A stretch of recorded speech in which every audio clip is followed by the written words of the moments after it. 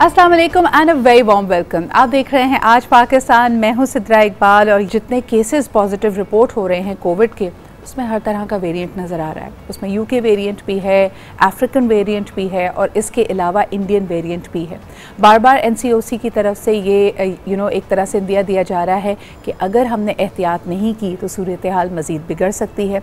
कराची में already positivity जो ratio है वो 7% को क्रॉस कर गया है। इसको नीचे लाने के लिए क्या इक़दाम किए जा रहे हैं और क्या मनसूबाबंदी है, आइए इस हवाले से बात करते हैं। The parliamentary secretary on health and Sindh जनाब कासिम सुमरो साहब हमारे साथ मौजूद हैं। अस्सलाम वालेकुम कासिम साहब। अस्सलाम वालेकुम सर, बहुत बहुत शुक्रिया वक्त देने के लिए। लोग तो समझ रहे थे कि ईद से पहले इक़दाम सख्त नहीं होंगे, इंडोर डाइनिंग और मुख्तलिफ तफरीही मुकामात खुले रहेंगे, लेकिन इस वक्त दोबारा सख्ती करनी पड़ी है। एकदम ये जो सर्ज आया है इसकी आप क्या समझते हैं, क्या वजह बनी है?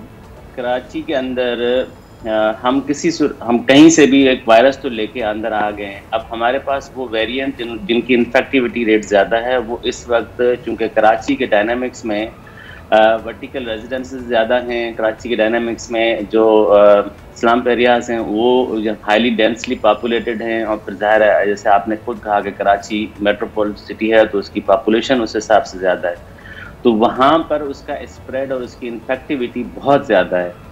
और अब जो वेरिएंट्स हैं उनकी जो म्यूटेशन है वो यहाँ तक हमारी लोकल कम्युनिटी स्प्रेड में आ गई है। अब मैं आपको नंबर अगर मिसाल देता हूँ कि जैसे आपने कहा कि साउथ अफ्रीकन वेरिएंट यहाँ पर पहले ज़्यादा डोमिनेट कर रहा था, उससे पहले यूके कर रहा था। अब जो है वो जो डेल्टा वेरिएंट जिसको इंडियन वेरिएंट कहते हैं वो इस वक्त हमारी सोसाइटी के अंदर, हमारी लोकल ट्रांसमिशन के अंदर डोमिनेट कर रहा है। विच मीन्स कि हमारे पास नंबर एक तो पेशेंट पॉजिटिविटी के रेट के हिसाब से पेशेंट ज़्यादा हैं, और अब हम हॉस्पिटल के ऊपर हमारे जो है वो जो डेडिकेटेड सेंटर्स हॉस्पिटल कोविड के हैं उसके ऊपर प्रेशर बढ़ना शुरू हो गया है। तो हमारी इसलिए ये गवर्नमेंट ऑफ सिंध का फैसला है कि नंबर एक, हमने जब ये सारी चीज़ें खोली थी उस वक्त भी आपके थ्रू, आपकी मीडिया के सेक्शन के थ्रू हमने ये रिक्वेस्ट की थी कि आप उन लोगों को एंटरटेन करें या उन शॉपिंग एरियाज़ के अंदर आप जो है वो स्ट्रिक्टली जो SOPs हैं उसको फॉलो करवाएं। और नंबर एक, हमने यहाँ तक भी फैसिलिटेट किया कि हमने उन बड़े शॉपिंग मॉल्स के अंदर या बड़े जो सुपरमार्केट्स हैं उनके अंदर हमने वैक्सीन सेंटर तक लोगों को लगा के दिया कि आप वैक्सीन भी करवाएं, नंबर एक, और आपके जो कम्यूटर्स आते हैं अगर वो वैक्सीन जो है उनको वैक्सीन करवाएं। और तीसरी बात यह है कासिम साहब, कतई कलामी की माफ़ी चाहूँगी, लेकिन इक़दामात के लिए पूरी दुनिया में हम देखते हैं कि जदीद तरीके भी मौजूद हैं। मिसाल के तौर पे जैसे आपने कहा कि शॉपिंग एरियाज़ में या ख़रीदारी के एरियाज़ में, कारोबारी इलाकों में एक्सेस के लिए इंटरनेशनली एप्लीकेशंस बन गई जिसमें बड़ा क्लियरली पता चल जाता है कि अगर आप वैक्सीनेटेड नहीं हैं तो आपको एक्सेस नहीं मिलेगा। क्या वजह है? तकरीबन 1.5 साल गुजर चुका है। हम कहते हैं कि हमारा एक बहुत ही मुरतब किस्म की हमारे पास एक मजबूत स्ट्रैटेजी मौजूद है जिसमें लोगों को वैक्सीनेट किया जा रहा है, आप सब लोगों की काविशें मौजूद हैं, लेकिन ऐसा कोई ऐप, ऐसी कोई स्ट्रिक्टनेस हमें नज़र नहीं आ रही। दूसरी तरफ मज़ीद और बीमारियां सर उठा रही हैं। कराची में निगलेरिया के केसेस बहुत ज़्यादा रिपोर्ट हो रहे हैं, उसके लिए भी कहा जा रहा है, लोगों को कह रहे हैं कि घरों में आप अपनी सफाई का इंतज़ाम करें, टैंक्स को साफ़ करें, लेकिन जो हाइड्रेंट पे टैंकर, वाटर टैंकर्स भर रहे हैं उस पर एक तरह से हमें गैर मौसर नज़र आती है, बिल्कुल नाकाम नज़र आती है सिंध हुकूमत कि उन टैंकर्स को साफ़ किस तरह करवाया जाए। तो ये छोटी छोटी चीज़ें हैं लेकिन ये बड़ा मसला बन रही हैं इस वक्त। बिल्कुल आपकी बात दुरुस्त है कि दुनिया में टेक्नोलॉजी आ गई है, ये इस्तेमाल कौन करेगा? सबसे इम्पोर्टेंट बात है, टेक्नोलॉजी तो अवेलेबल है, हम भी दे दें, हम भी ये लोगों से यही रिक्वेस्ट कर रहे हैं, लेकिन द प्रॉब्लम इज़, अब मैं मिसाल देता हूँ, हमारी कुछ टीमें जो है ना कुछ शॉपिंग एरियाज जो आपके या हमारी जो मार्केट्स हैं वहाँ पर गई हैं।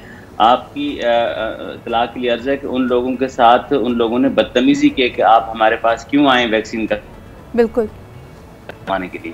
तो इसका मतलब ये है कि लोगों के अंदर वो जो टेंडेंसी, अब ये मार्केट्स की बात कर रहा हूँ, ये वो उन लोगों की बात कर रहा हूँ जो एहतजाज करते हैं कि हमारा कारोबार आप बंद नहीं कर सकते, हमारे कारोबार में आप नुकसान करते हैं। तो आप सरकार की जो जितनी भी आपकी मेरी जितनी भी अच्छी इंटेंट है उसको ये लोग जो है वो उसका नाजायज़ फ़ायदा ले रहे हैं कि जी हम मार्केट्स भी खोलेंगे और हम जो कंप्लायंस हैं, जो डायरेक्शंस हैं, जो एडवाइजेस हैं by NCOC, by government of Sindh, उसको हम जो है वो किसी सूरत में कंप्लाई नहीं करेंगे। तो ये एक ऐसा एरिया है कासिम साहब, रिट ऑफ द सूबाई जो हुकूमती इदारों की रिट है, एक तरह से मैं तो कहूँगी कि उसको चैलेंज किया जा रहा है, नॉन कंप्लायंस की तरफ जा रहे हैं, इसके लिए अब आपकी स्ट्रैटेजी क्या है? क्या ज़ोर ज़बरदस्ती से, सख्ती से इसको मनवाया जाएगा?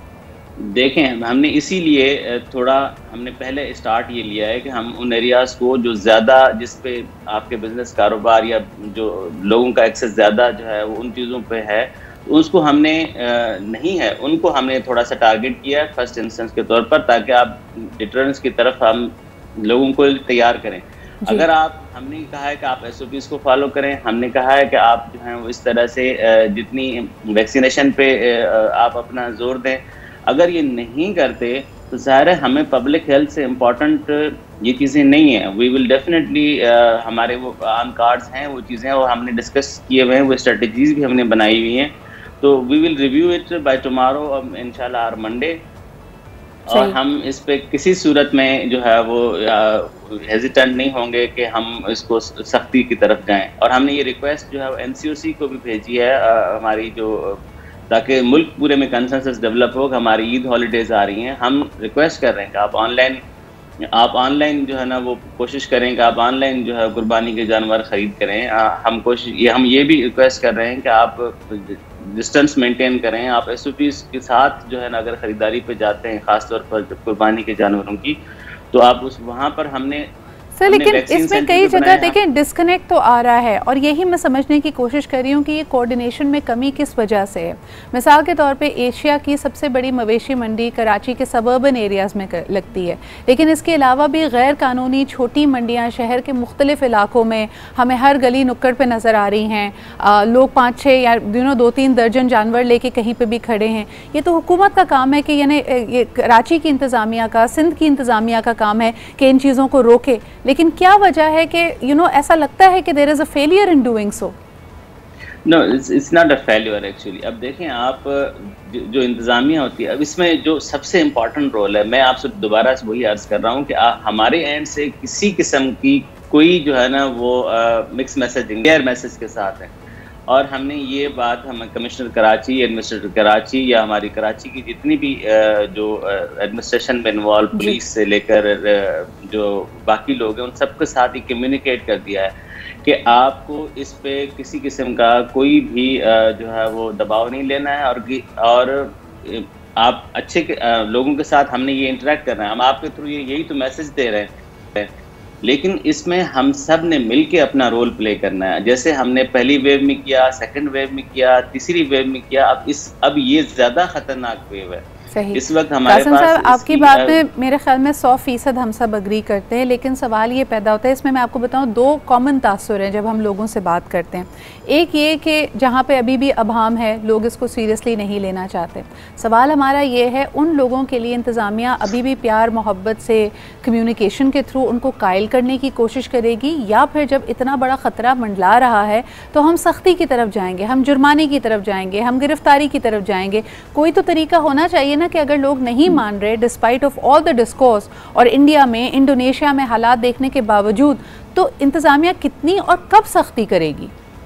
बिल्कुल, आपकी बात दुरुस्त है। इसीलिए तो मैंने आपसे कहा कि हमने ये जो 2-3 दिन पहले, ये कल से जो हमने ये जो डिटरेंस के लिए जो हमने इक़दाम किए हैं, हम इसको और मज़ीद लेके जाने, अगर लोग इसको फॉलो नहीं कर रहे। अभी हमने देखें, हमने और आप, इस मुल्क में लोगों ने एक साथ मिल के रहना है। लोगों ने हमें वोट दिया है, हम इसमें अथॉरिटी के तौर, पावर के तौर पर, इक़्तिदार के तौर पर लोगों ने हमें वोट दिया है। हम उनके मसाइल, उनकी ज़बान में पहले तो हम समझते हैं कि हमें लोगों के साथ मिलकर काम करना है। अगर वो देखें पब्लिक हेल्थ के ऊपर कोई इस किस्म की जो है वो ओबेंस में नहीं आता, तो हमें डेफिनेटली हम सख्ती करेंगे। और सख्ती के लिए भी जो हमारे पास जो SOPs जो हमने फर्स्ट, सेकंड, थर्ड वेव में जो अपनाई है, वो हमारे पास अभी भी वही हैं, और हम स्ट्रिक्ट से स्ट्रिक्ट की तरफ जाएंगे। लेकिन हम चाहते हैं कि लोग आपके मेरे इस मैसेज को, इस कंसर्न को खुद वॉलंटरली सुने, खुद उनके अंदर शऊर हो, खुद वो बाशऊर और एक आगाह आवाम की तरह अपनी हिफाजत खुद करें। लेकिन कासिम साहब, एक आखिरी सवाल आपसे करना चाहूँगी कि पूरे मुल्क से इस तरह की लोगों में तासुर भी मौजूद है, और कुछ इंस्टेंसेस भी कोट किए जाते हैं कि जब भी सूबाई हुकूमत, वफाई हुकूमत सख्ती करती है, तो जो लॉ इन्फोर्समेंट एजेंसीज़ हैं उसमें तमाम लोग नहीं नहीं, लेकिन बहरहाल काली भेड़ें मौजूद हैं और लोग रिश्वत लेकर या पैसा लेकर लोगों को कारोबार करने की इजाज़त देते हैं, यानी कहीं कहीं ये पॉकेट्स मौजूद हैं। अगर शहरी इस तरह की सिचुएशन से निबर्दाज़मा हो, उनका ऐसा एक्सपीरियंस हो, क्या आप लोगों ने कोई हेल्पलाइन बनाई है जहाँ पे वो रिपोर्ट कर सकें ऐसे इंसिडेंट्स को, और क्या आपकी इत्ला में ऐसे इंसिडेंट्स आए हैं? बिल्कुल, हमारे इत्ला में भी ऐसे इंसिडेंट्स आए हैं और जो कमिश्नर कराची की एक हेल्पलाइन है वो